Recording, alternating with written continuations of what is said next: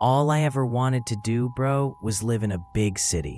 मैंने एक छोटे से कंट्री टाउन से आया था जहां सब कुछ स्लो था, हर चेहरा एक जैसे लगता था. But city was like a dream, यार. Bright lights, loud energy, लोगों की बीट, सब कुछ इतना alive लगता था. Finally, जब मैं शिफ्ट हुआ सिटी में, मुझे लगा, yeah, this is it. This is life. मुझे एक अपार्टमेंट मिल गया 20th फ्लोर पे. व्यू लिटरली नेक्स्ट लेवल था. रात को बैल्कनी से पूरा शहर एक लाइट ओशन लगता था. गार्स, हॉर्न्स, हवा, सब एक रिदम में. मुझे लगता था सिटी ब्रीथ कर रही है. सबसे बेस्ट बात, टॉप फ्लोर पे मैं अकेला था. ऊपर कोई नहीं, पीस. लेकिन नीचे वाले नेबर्स, वो अलग ही स्टोरी थे. एक रात में बार से लेट आया था. बारटेंडर का शिफ्ट खत्म हुआ था. Full tired. घर आया, कपड़े बदलने लगा और तभी मुझे कुछ अजीब सुनाई दिया, जैसे कोई चिल्ला रहा हो. मेन टीवी म्यूट किया, ध्यान से सुना. हाँ, वो स्क्रीमिंग ही थी और वो मेरे नीचे से आ रही थी. पहले तो मफल्ड थी, एक मेल और एक फीमेल की आवाज. थोड़ी देर बाद वो और लाउड होने लगी. मैं बैल्कनी पे गया और तब सब कुछ क्लियरली सुनाई देने लगा. एक लड़का लिटरली पागल हो रहा था, चिल्ला के बोल रहा था, तू सोचती है मैं नहीं करूंगा? I'd love to see if you can fly. मैं सोचता हूं, फ्लाई? ब्रो, क्या ये अपनी गर्लफ्रेंड को विंडो से फेंकने वाला है क्या? फिर लड़की और जोर से बोली, You have no idea what I can do. और मैं किससे जानती हूं? उन दोनों का आर्ग्यूमेंट लगभग 5 मिनट चलता रहा. फिर एकदम से धाड़, एक इतनी जोर की आवाज हुई कि मेरा पूरा बैल्कनी हिल गया. 2 सेकंड के लिए complete silence.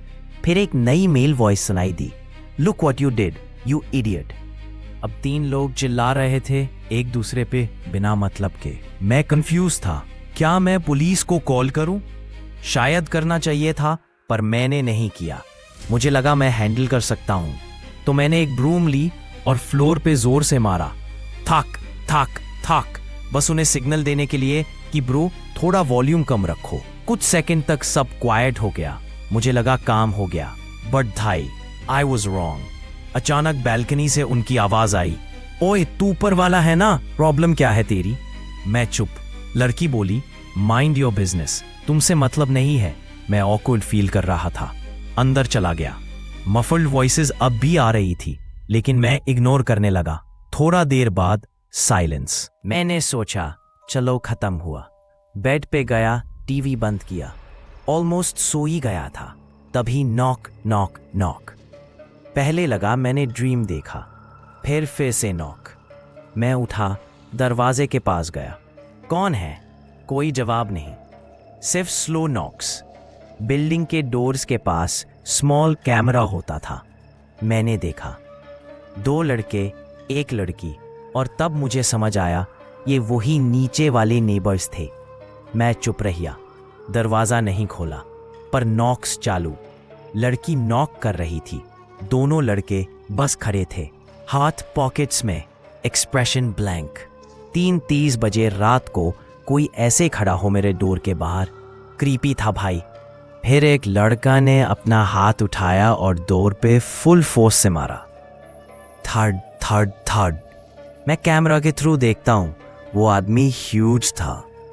Bold, tight beard और एक लाइन वर्क टैटू जो बैक से उसके स्कल तक जा रहा था. फिर वो कैमरा के पास झुककर फुसकाने लगा, open the door, open the door, open the door. बार बार वही रिपीट करता रहा, सेम टोन में. भाई, मेरी सांसें अटक गई. मैंने तुरंत बेडरूम का डोर बंद किया, फोन उठाया और पुलिस को कॉल किया. विस्पर करके डिस्पैच से बात की. जब तक पुलिस आई, वो लोग वहीं खड़े थे, नॉक करते हुए, विस्पर करते हुए, open the door. Finally police आई. उन्होंने उन तीनों को ले गया. ऑफिसर ने मुझे पूरा स्टेटमेंट लिखने बोला. मैं बोला, भाई मुझे नहीं पता क्या सीन था, पर कुछ तो गड़बड़ थी. उसके बाद वो लोग कभी नहीं दिखे. ना कोई आवाज़, ना कोई हल्ला. मैंने अपने डोर पे एक्स्ट्रा लॉक लगवा लिया और बस पीस. लेकिन सच कहूँ तो उस रात के बाद मेरा सिटी का चार्म गया. नेक्स्ट मंथ लीज खत्म होते ही मैं वापस अपने छोटे टाउन चला गया, जहाँ सिर्फ एक ही आवाज़ आती है रात को, शांति की. हम लोग कुछ टाइम पहले अपने न्यू अपार्टमेंट में शिफ्ट हुए थे। हमें ये जगह बहुत पसंद आई।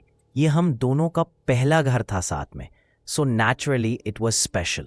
पहले भी मैं अपार्टमेंट्स में रहता था और ऑनेस्टली उनमें से ज़्यादा अच्छे नहीं थे, लेकिन ये जगह अलग थी। रिसेंटली रीमॉडल था, सब कुछ ब्रांड न्यू था, परफेक्ट था एक न्यू चैप्टर स्टार्ट करने के लिए। अब ये बात थोड़ी फनी लगेगी, लेकिन मुझे सबसे ज़्यादा पसंद आया था अपार्टमेंट के पीछे एक छोटा सा पाथ, एक शॉर्ट डर्ट ट्रेल जो सीधा एक लोकल ब्रेकफास्ट डाइनर तक जाता था।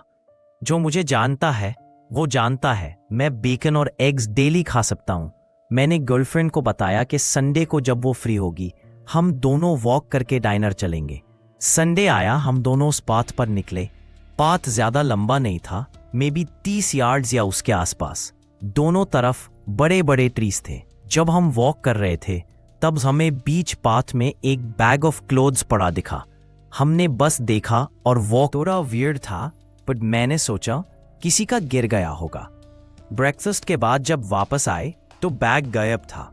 मैंने गर्लफ्रेंड से बोला, देखा मैंने कहा था ना किसी का ही होगा। उसने हाँ में सिर हिला दिया और हम अपने काम में लग गए। मैं वीकडेज में घर से काम करता हूँ तो हर सुबह डिनर जाता था। अगले दिन जब गया तो मैंने वो बैग फिर देखा। इस बार वो पाथ के साइड में था, सेंटर में नहीं।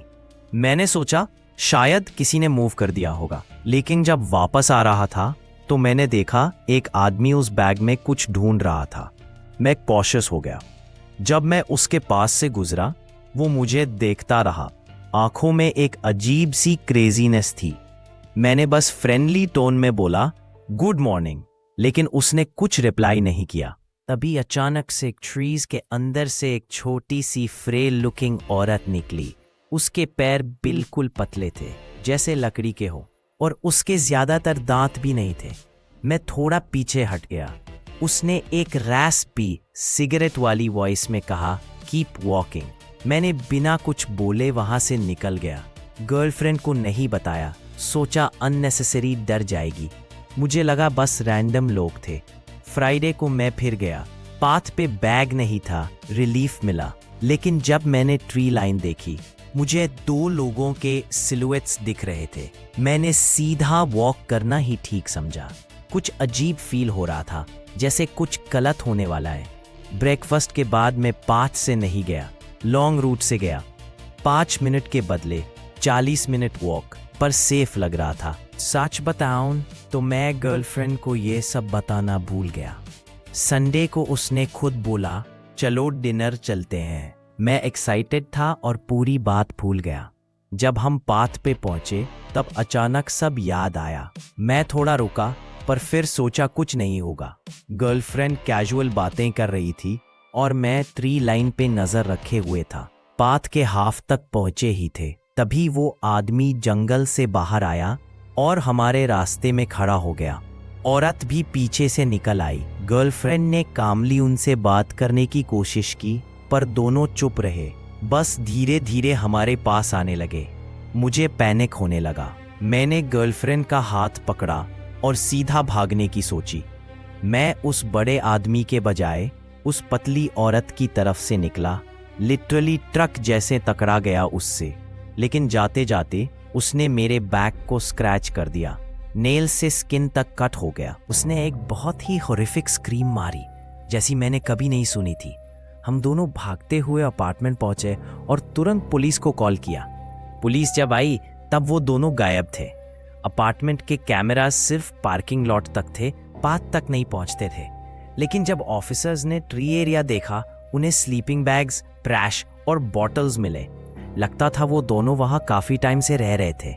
थैंकफुली हमें कोई सीरियस इंजरी नहीं हुई, लेकिन वो दोनों कभी पकड़े नहीं गए। अब हम दोनों थोड़ा अनईजी फील करते हैं और मैं अब कभी उस शॉर्ट पाथ से नहीं जाता। अब मैं ड्राइव करके डाइनर जाता हूँ, सेफ एंड सिंपल।